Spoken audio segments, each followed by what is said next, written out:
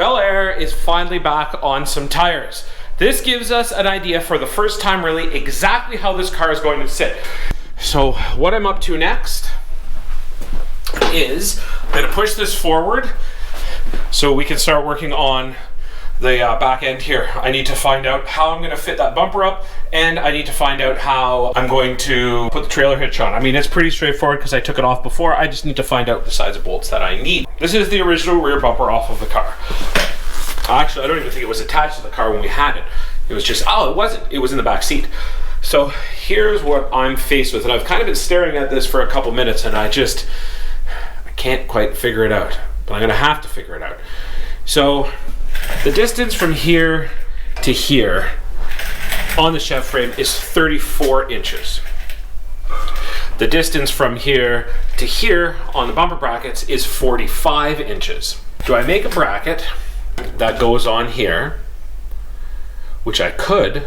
You know what? We probably have our old C channel. The other option is take these off and then move them in closer, but that would mean drilling a hole, and I don't know that it would look great. It might look kind of cobbled together. Plus then we've also got the challenge of dealing with this bracket not hitting over here. I'd have to make some sort of spacer to go onto there. So what I was able to do, surprisingly, is I grabbed the ever dependable impact and then pulled everything right apart.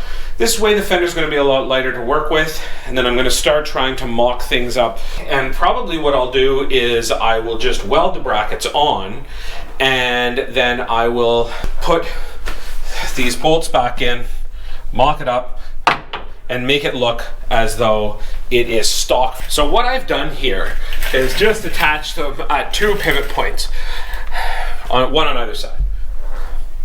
I just threw some nuts in to use the spacers for the time being. I've got some bungs here. I'll cut those up and I can make those into the proper type of spacer that we need. I am also going to have to drill a hole back here as well because there's nothing. So that might prove a bit of a challenge because I brought it back as far as I can. The reason for the spacers is because I was going to hit the frame here. This brings it out just enough. And there we go, mocked up. It does sit out quite a bit at the back. We've got a lot of space here. Now, I could make a pen. It'd be pretty easy to put across here, but I think what I'm going to do is take some pictures and send it to Tim and see what he says, because I don't know any other way to do this unless I just got some steel and bent it, and then it would end up, that's probably maybe what I have to do is, and then we can have it a lot closer to here and it would bring it in a couple inches. Okay, so I've been messing around, and one of the things that I noticed that I really want to make sure that I do is pay attention to this line here.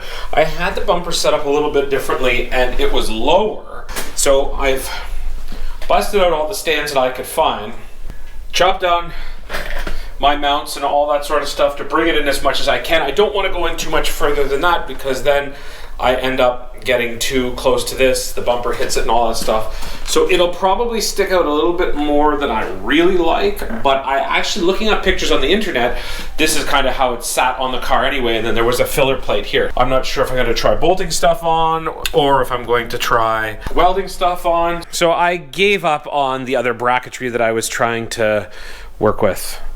It just wasn't doing the trick. So this is what I'm going to do. Made a bracket here. This is what the bracket looks like here. I've already got one attached. And then what I'm going to do is I will mount the bumper back up on my jacks. I will tack it on to the brackets, take it off, weld it up, and be done with it. I think I'll probably make a reinforcement bracket over there just so it doesn't flop around too much, but that'll be an easy one. You ever have one of those days where you thought or you overthought things probably too much and tried to work with what you had, maybe feeling a bit lazy because you don't feel like making more of an effort than you should, which is totally the wrong way to approach things. But that's what happened to me the other week when I was working on this bumper. As you'll see at the earlier part of this episode, I had certain plans, and no matter how hard I tried, they just weren't going to work out.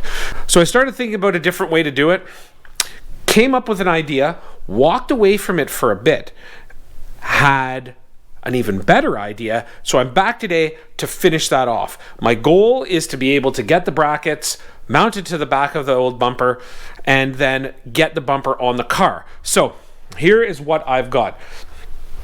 I've come up with these guys here. So they're going to stick out, and I'm just going to weld the bumper onto here. Doesn't ever have to come off again. But my concern with it was that just having this point here as the contact point, it might not be enough because it's hollow right here. There's nothing for this edge to sit on. So what I'm going to do is I'm going to take this back off, and I'm going to weld a flap down here, and then I can use these two holes to keep things nice and straight.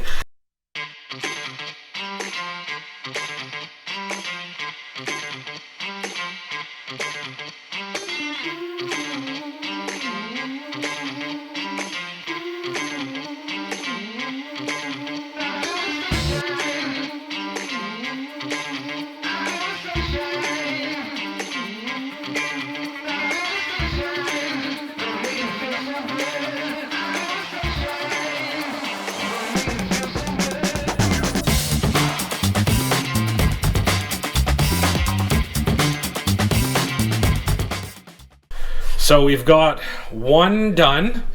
So that'll just slip on there. I gotta drill my holes on the side. These holes now are a bit off, so I'll just have to widen them up a little bit.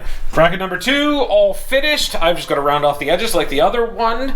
I'm running into the same problem. I wish I had thought of putting this side piece on prior to drilling the holes, because when I line this up and get it nice and tight, as you can see, that hole is off. Maybe what I'll do is I'll just fill that in with some weld. All right, well, I'm gonna get out, see what I decide, but making some progress, and it'll be nice to get this bumper on. I'm excited to see it. There's going to have to be a little bit of massaging done, but in lining it up with the bumper, things actually look pretty good. So what I'm gonna do is set up over here. I'm going to just sand down these areas here with the grinder. Then I'll put it back on, line everything up, just mark it off with a marker. Oh, actually, I'll tack it on while it's on the car. Then I'll bring it over and then I'll do a full weld on both mounts, and then we're getting that much closer.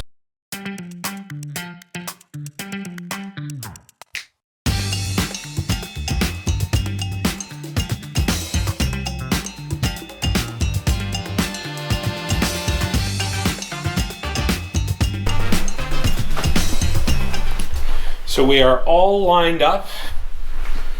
Measurements are within tolerances, I suppose. So my plan, and I'm kind of hoping this works, is just to be able to come in here and tack these guys.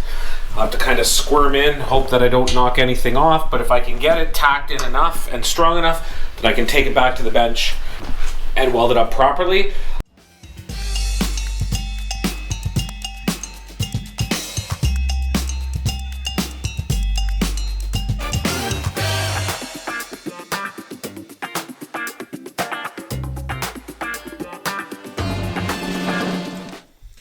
Got my bags of bolts.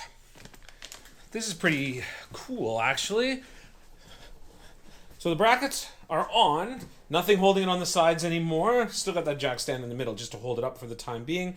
A little bit of alignment stuff that needs to be done, but for the most part, I think everything is good. Cut some holes out with the plasma cutter. You can see there, so I can get the bumperette or whatever it's called in. So now I'm gonna just bolt these guys up, make some adjustments, and see what it looks like the final product. Plus I've got the bolts to put on the trailer hitch, so I'll do that as well, which will be pretty rad. So there you go, it's on.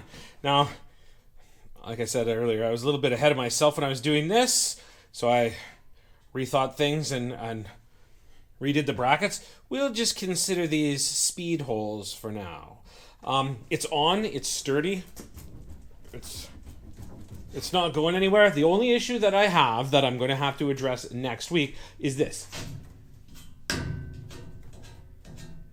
So it's going to move quite a bit because the way the bumper was attached to the Bel Air was it had brackets that ran from here over to here. So I'm just going to have to fab up some brackets and put a bolt in the hole, and then that will, you should keep everything from moving. I know that the other brackets, there was a bend of some sort in them. I don't know if that helped to stiffen things, but I don't want to be driving down the road and every time I hit a bump, see the bumper go like that.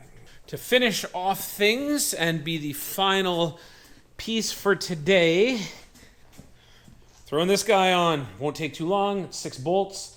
Don't need to drill anything. So I'm gonna pick that up. I don't think I can. Oh yeah, no, it's too heavy for this guy to carry with the camera in his hand. So I'm gonna bring it over there and I'll start putting it on. And there we go. We've got it on. Now, it sits low, I find. And it sticks out. Now, that's not a surprise because we didn't cut the back of the truck frame. It's also not the end of the world. It does look bulky, but the tires are flat-ish right now, and they're also not the same size of tires that we're going to put on. And remember that this doesn't have a lift kit in it at all. It'll do what we want it to do, no problem at all. And it comes off no problem if we find that we don't like it or want to make changes or whatnot. The final piece of the puzzle, so to speak, is this guy here, which actually, that helps some make it look a little bit less crazy.